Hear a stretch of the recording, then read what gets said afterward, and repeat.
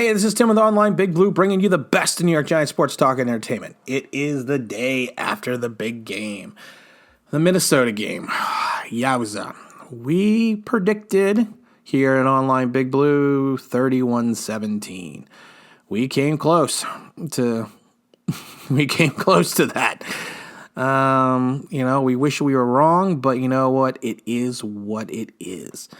We knew what it was going to be like. We knew how the game was going to go. And if you knew anything about football, you just knew that we were not as good as we looked against Tampa and Washington. What really bugs me is you got a lot of fans out there, and a lot of times we don't read Twitter, we don't read our Facebook quotes or anything because of the fact that you got a lot of fans out there. If you read these things, they're like, oh, well, like before the game, how we were going to the playoffs and Daniel Jones is going to be the savior. And mind you, these are the same people that said Daniel Jones shouldn't have been drafted by the Giants.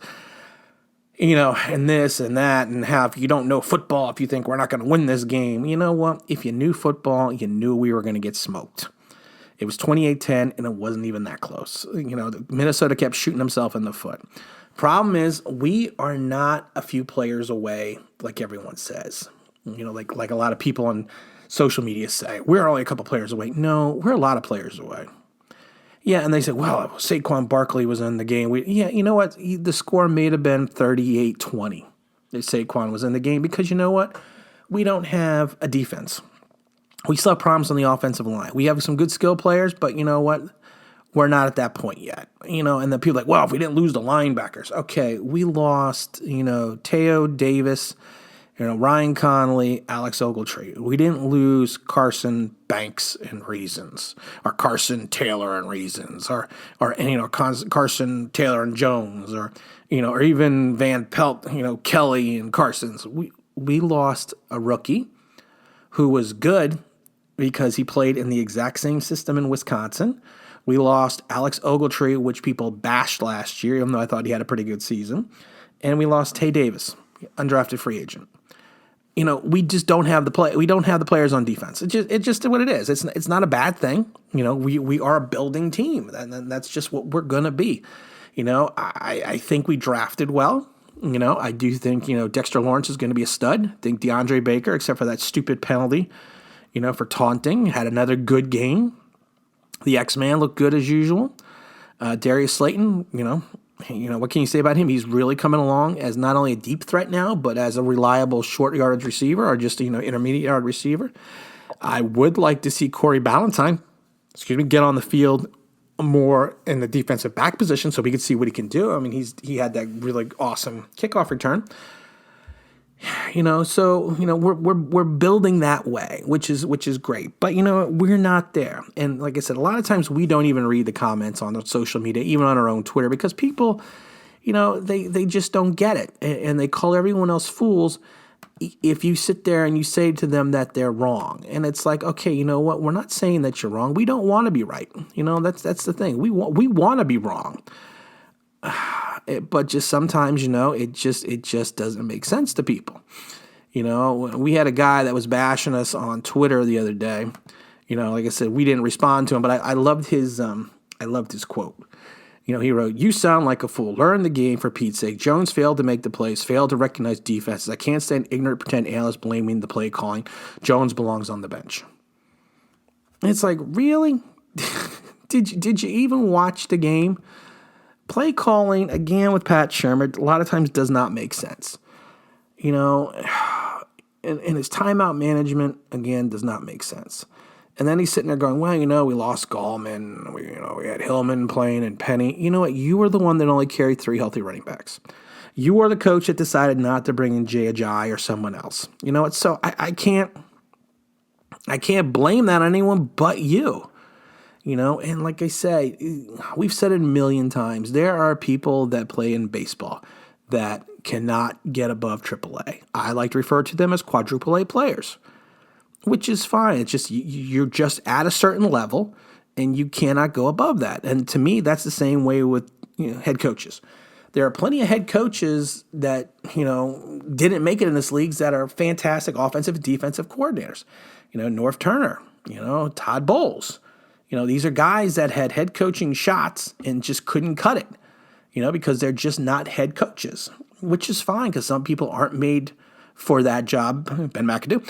But you can't sit there and go, oh, it's this and that. Okay, you had a terrible record in Cleveland.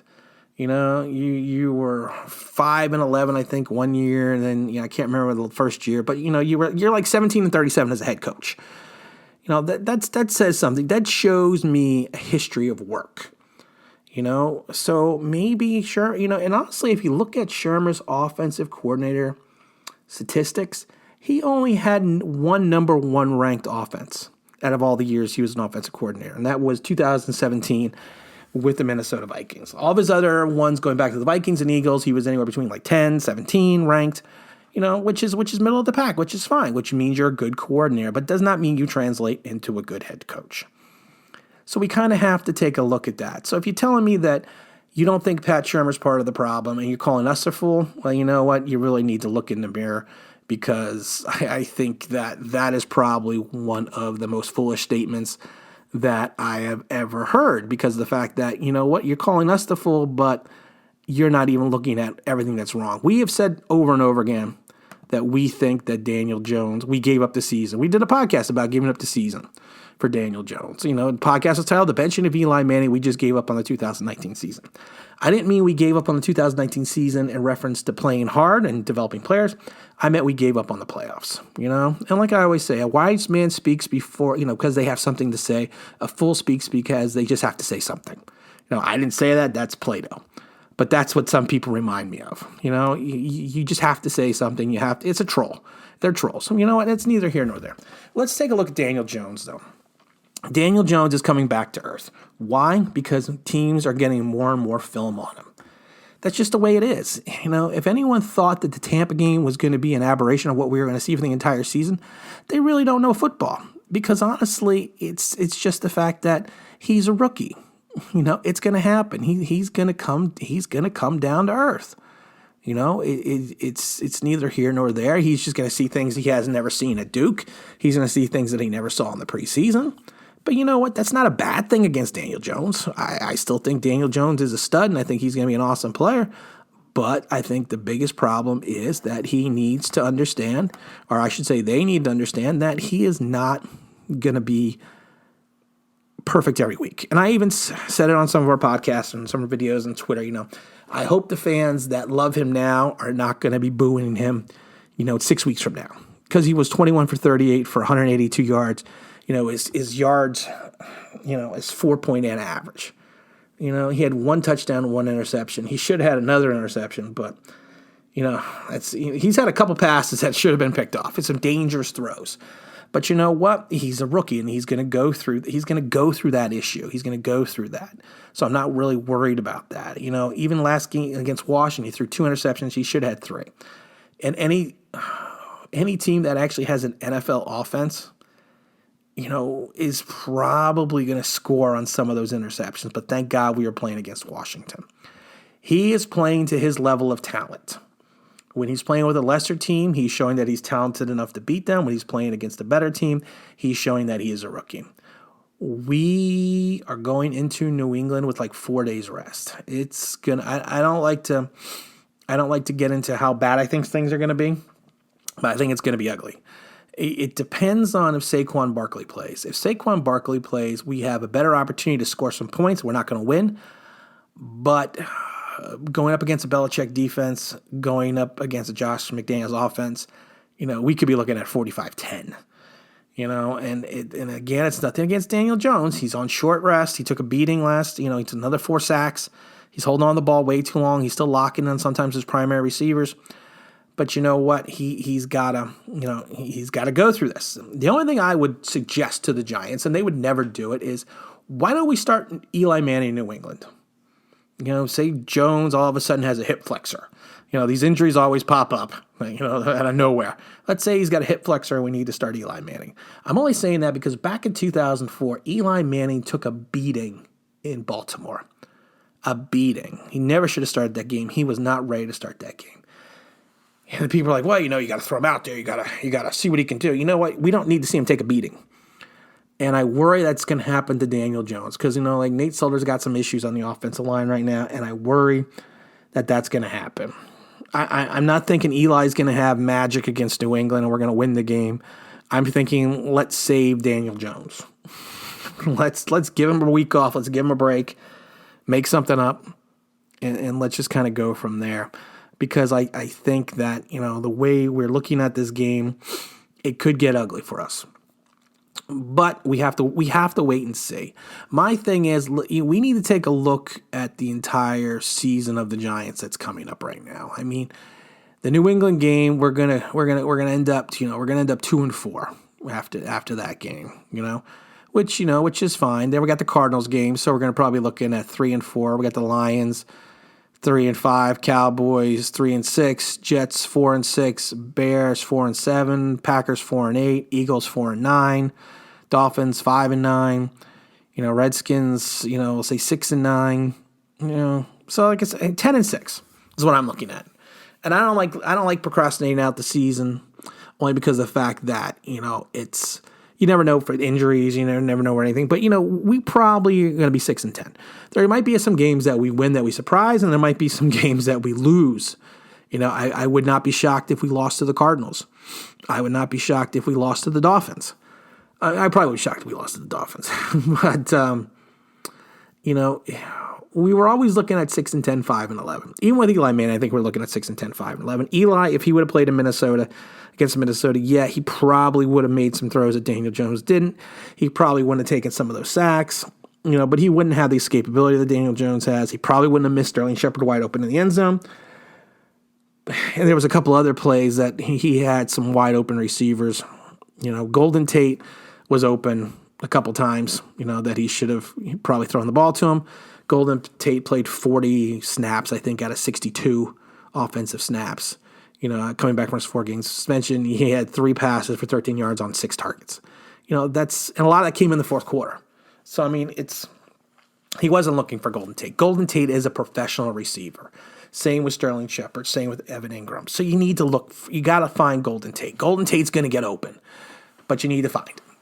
And I think, like I said, that with Daniel Jones is going to come with time and practice. Like I said, I love his pocket awareness. I do not like his blind side awareness, Daniel Jones. I think that could be an issue. But again, that's something you learn by playing. So like I said, I am a huge Eli Manning fan. I have no problem that he got benched. I hope Daniel Jones, racks up the yards this season, But like I said, we need to be realistic as fans. Again, like I said, I go to all the home games.